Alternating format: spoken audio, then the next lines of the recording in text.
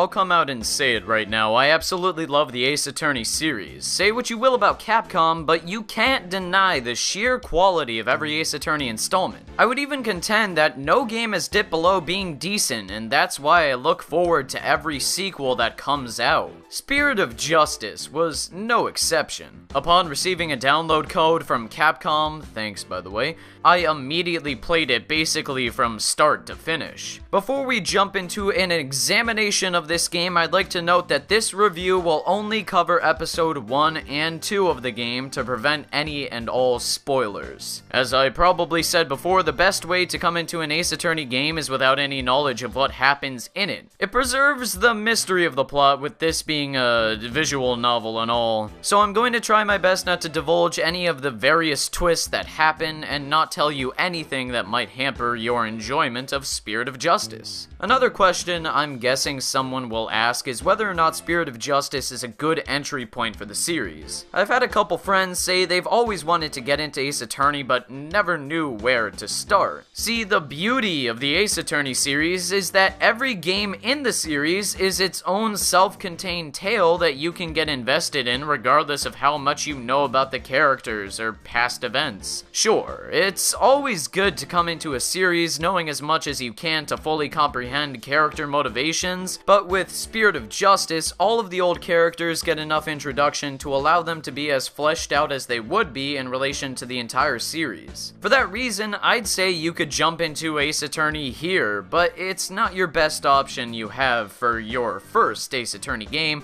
which I'll get into a bit later. Anyways, enough with the opening statement. How is Spirit of Justice on its own merits and as an Ace Attorney game? Well, with the story being the most important part of a visual novel, why don't we begin with that? The plot takes place in the Indian-inspired Kingdom of Kyrat. Kyrin. I can't pronounce that. They only pronounced this location name a couple of times, and I seriously cannot remember what it's supposed to be pronounced as. I apologize for my incompetence. Anyways, the K-named nation is this weird location that prides itself in the worship of spirits from the Twilight Realm. Phoenix Wright, our main expressive protagonist, flies to the country to visit his friend and spirit medium assistant Maya Fey, who is about to complete her aesthetic training. However, before any of that, we see this scene of a man murdering someone in a dark space, which is pointless in terms of beginning the narrative. If you couldn't guess, this is the scene of the first conflict that happens, but we could have gone without it as it has no bearing on the plot and only serves to spoil the villain of the episode. Usually in murder mysteries, it lessens the impact of the story if you show outright who the culprit of the murder mystery is. That's like saying the dad in Shrek 2 is a frog, straight from the get-go. The story's supposed to build to that moment where you finally realize the truth. When I saw this and then had to evaluate the obvious villain in court, it lessened the tension of the situation. I already knew it was him, so any of the judgments I made felt like they were building up to a reveal that didn't feel like a reveal. That's not to say this one scene ruins the entire episode though. Overall, it's well paced and well written. But we could have done without the huge spoiler in the intro. Nevertheless, once the spoiler ends, we're introduced to Albie, a goofy yet sharp tour guide businessman training to be a monk. He gets some nice characterization with some admittedly funny moments, almost as if he's a used car salesman trying to sell the K-land to Wright. And he ushers Wright to see the temple. Yes, the temple.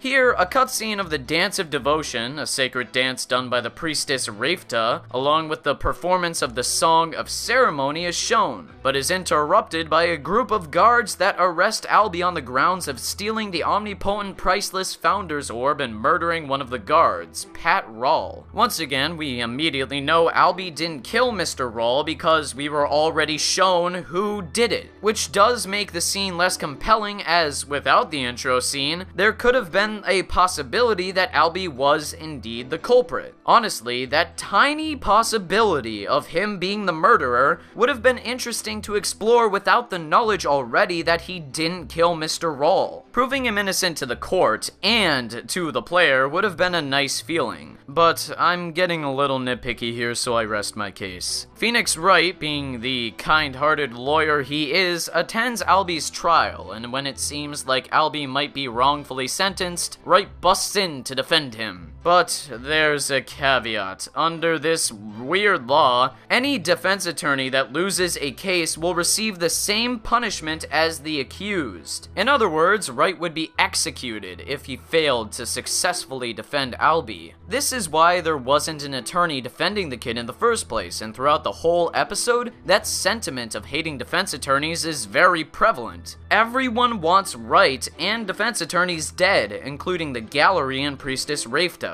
And boy does the game do a good job of making you hate this teenager. She advocates for the death of Albie and Wright based on spiritual images and acts like a brat about wanting them dead. Her dialogue is superbly written. By the end of the trial, I'd be surprised if you didn't end up hating the way she talks down to you and acts like an arse. Indeed, that's just a testament to how good character development is in this game. The fact that I hated Rafta so strongly initially goes to show the strength of the writing behind the spirit of justice. Despite some memes that are admittedly grating, every character is written in a unique way and feels like their own person. Especially with Wright's self-commentary, the judges' comments here and there, the charismatic witnesses, and so on. Reading all of these lines is very entertaining. It never gets old either. This is not a game where the narrative falls apart towards the end. In fact, the ending ties together all the storylines and perfectly ends off a great narrative. I don't want to spoil anything, but the character shifts that happen in the last half of the game with certain characters are actually quite emotional.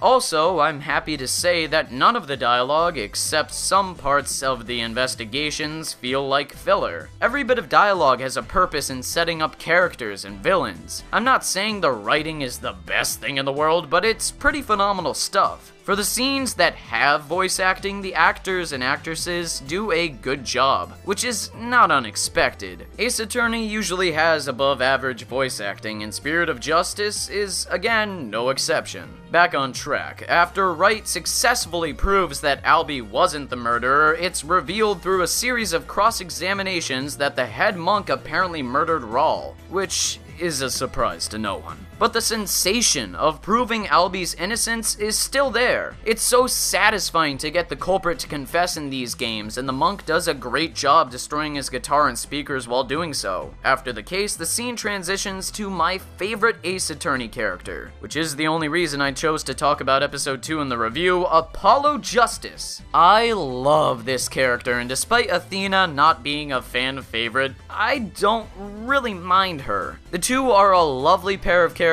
that work off of each other, so seeing them have conversations and joke with one another is cool. You also get to see Phoenix's adopted daughter, Trucy, all grown up and performing a magic show, so that's neat. I don't want to spoil what happens in this episode because I feel I've done enough discussion with the plot for a spoiler-free review. All I want to say is that Apollo's inclusion sets up one of the best episodes in any Ace Attorney game for me in episode 5. When you get to it, oh man, it's definitely fan service, but holy fuck is it good fan service. Like I said before, it's an amazing finale. As you probably could tell, I really love the story in Spirit of Justice. It has its fair share of dynamic characters, twists, a cool setting, well-written dialogue, and nice pacing. The only issue with it is it's a little on the short side. The game only contains 5 episodes, which you can knock out in roughly 20 hours or so. Sure, sometimes a shorter narrative can be better than a longer one, especially since shorter ones tend to have less pointless fluff,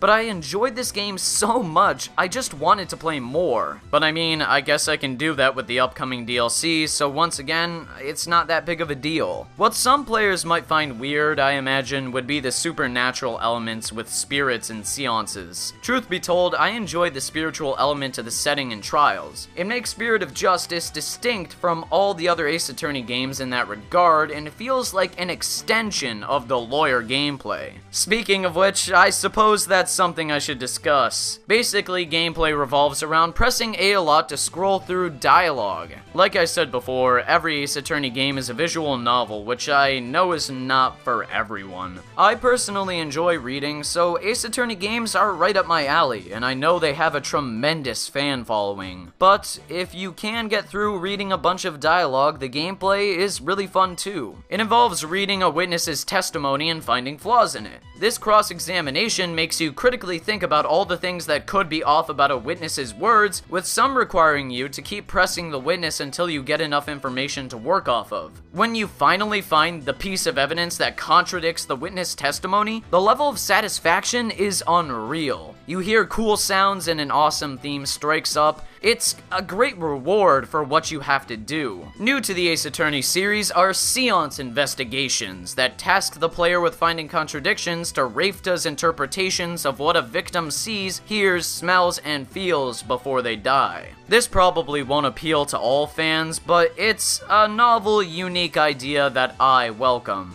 Aside from evaluating witness testimony and evidence, that's pretty much it for the game other than the investigation segments that have you exploring a location and talking to people in certain areas. These are nice quiet moments from the tense gameplay of the trials and don't bog down the pace of the game, so I can't complain. Another strength Spirit of Justice has is the presentation. The 3D models are very well detailed, and the different setting, especially with the courtroom, has a nice aesthetic to it. There's nothing I can complain about. The facial expressions are just that, expressive, and while the animations seem overused in some instances, overused animation is still better than no animation, and it's honestly not that bad of a flaw. Plus, the way characters speak and move is fairly distinct, so it spices up the dialogue reading too. As far as the soundtrack's concerned, it's amazing. The Turnabout Sister theme is amazing, the Cornered theme is amazing, the Pursuit theme is amazing. There's no track I can't stand, and most are very memorable. Even though there's an abundance of remixes, that's not a bad thing. It doesn't hinder how good the music is. So all in all, I absolutely love the hell out of Ace Attorney Spirit of Justice. Everything about this game is pure bliss. This is easily the most fun I've had with a game in 2016 and one of my personal favorite Ace Attorney titles. It's one I'd recommend to fans and newcomers as it's easy to get immersed into. The narrative is compelling, the gameplay is enjoyable, and the presentation is fantastic. I could go on and on about how good Spirit of Justice is, but I think it'd be best for you just to see it for yourselves. Go buy this game right away if it interests you. It's $30 and well worth that price. This is a game that doesn't need a price drop or sale to get the most bang for your buck. And if you want to try it out first, there's even a free eShop demo worth downloading if you're on the fence. But as always, if you disagree or agree with me, let me know in the comment section below. Thank you so much for watching and take care. Have a wonderful day and goodbye.